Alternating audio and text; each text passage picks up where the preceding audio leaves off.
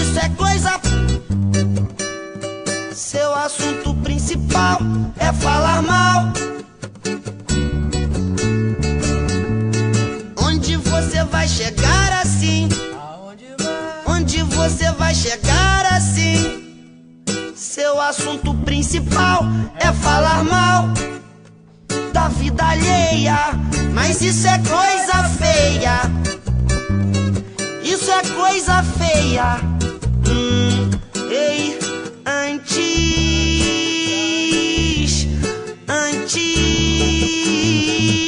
de julgar mal, porque não olha pra si mesmo, verá que está cometendo maior o mesmo erro. Maior o mesmo erro.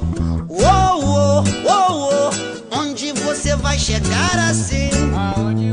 Onde você vai chegar assim?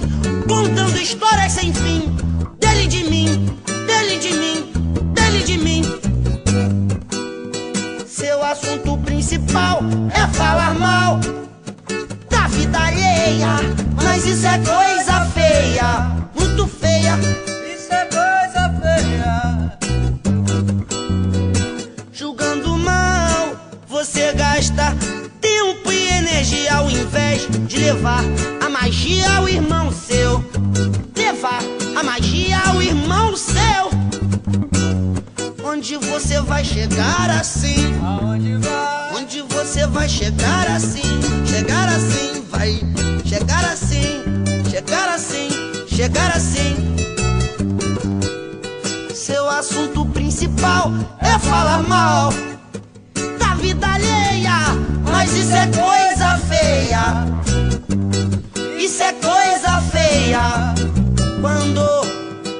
Quando não souber o que falar, não fale nada, não fale nada. Então não venha me ocupar apontando o defeito dos outros como se fosse normal, julgando-se perfeito. Isso em si é um defeito. E você pode ver, todos nós temos uma infinidade de defeitos, mas também temos qualidades que não dá nem pra contar. Não